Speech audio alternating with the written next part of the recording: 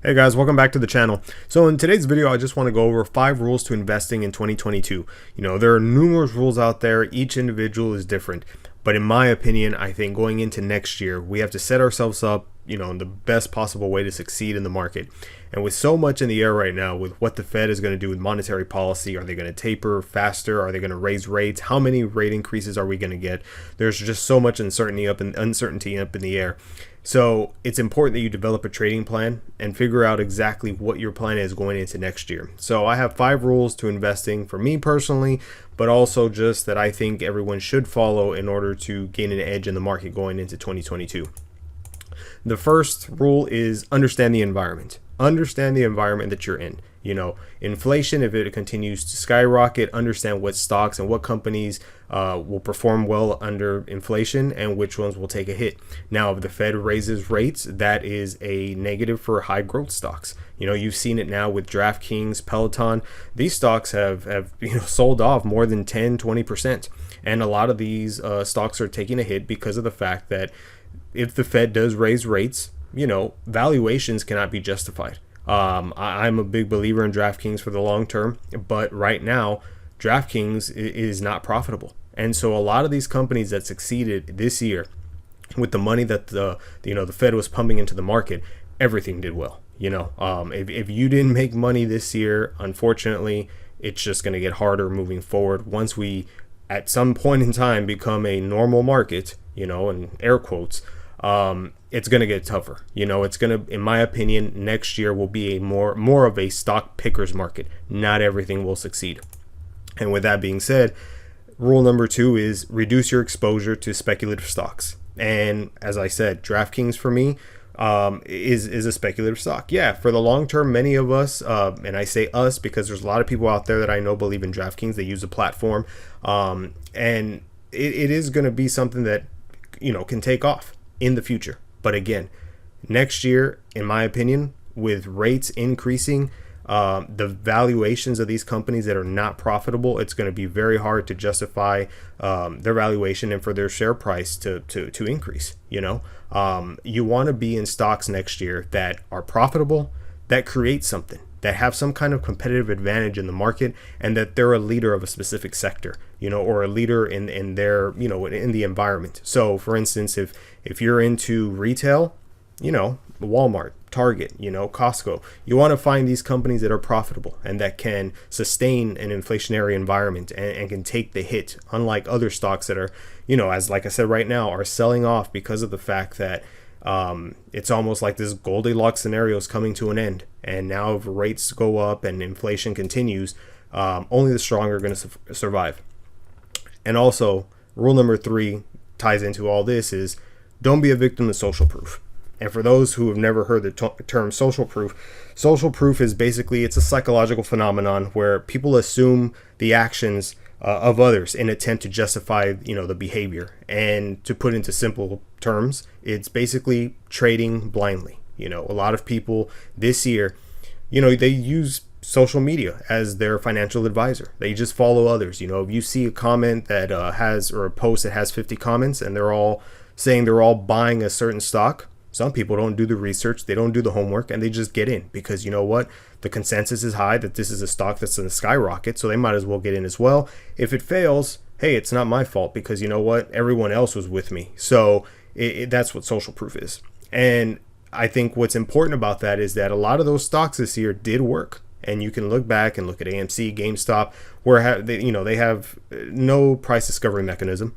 But again, it worked, But will that work next year? Well, no one knows. But the chances are that it'll be very unlikely. Because again, if we go into a stock picker's market, these stocks will be punished the most. I mean, look at AMC and GameStop right now as I make this video. They've sold off significantly. So, stocks can sell off. Nothing goes straight up. But it's only those stocks that are profitable, that have a competitive advantage, that will recover over time, while the other stocks that sell off can't be justified and their valuation takes a hit. And it'll be a while before they recover, if they ever recover. So going into rule number 4 is, create a basket of stocks that you follow regularly.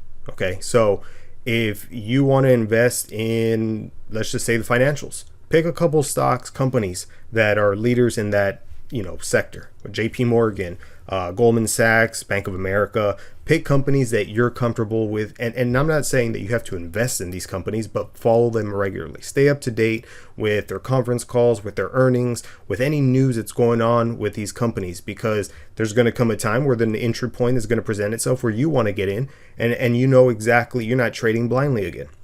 You're getting in, you know the fundamentals, you know what's going for this particular company and what the catalyst is to move that price even higher. So I think it's important that you keep a basket of stocks on your watch list and just follow them. And the number of stocks, that's up to you. If you have a full-time job, maybe just 5 stocks is all you can keep up with. I'm not saying you have to invest in all 5 at the same time, but just keep up with them. Just make it a routine where you understand the business and you keep up with it, so that when that opportunity presents itself, you're not at the last minute trying to figure out, should I get in, should I wait, or you know exactly what you're looking for, what your entry price would be, and exactly what you're investing in. And getting to rule number 5, which to me seems very much like common sense, a lot of people don't do, but it's do your homework and invest in what you know. Invest in what you know is such a basic frame of mind, but yet so many people avoid this for whatever reason. Invest in the things that maybe you buy something from a company, or maybe you shop somewhere. Doesn't mean it's a good investment. But what I'm saying is, if you understand the business, you have a reason to understand what the positive catalysts are. And if that stock does take a hit, you'll understand whether they'll be able to recover or not. So being down, let's just say you're down $1,000 in a company that you blindly followed someone on Facebook or Instagram or Twitter, YouTube suggesting, you're a little unsure. Psychologically, you're that mindset is this going to recover? I don't know, because you know what, you really don't know much about the company. You blindly follow this and you're hoping it recovers, and sometimes that causes obviously panic selling. But if you're down that same $1,000 on a company that sold off for something that is really not relevant to the company itself, it's just the overall market, or you believe that the market has it wrong and now the stock is undervalued, well, of course, if you're doing stocks, options, you can obviously average down, or you can wait it out. But the conviction there is still there, because you know what you invest in. You understand the business, you understand the fundamentals, and it makes it easier from a psychological standpoint to invest in what you know, because, like, again, going back to what I said earlier, is keep up with these stocks. Understand what the business is. If someone were to ask you what you're investing in, know that business and know why you're investing in it and what you believe, is the positive catalyst to drive that share price even higher in the future. These are all important because, again, it is your money. So it makes no sense to just throw money at things blindly hoping it goes up, because at the end of the day, that's not investing. That's obviously just gambling, and you have no one to blame but yourself. Again, going back to the social proof, you try to justify it with the behavior of others instead of taking, responsibility for your own actions.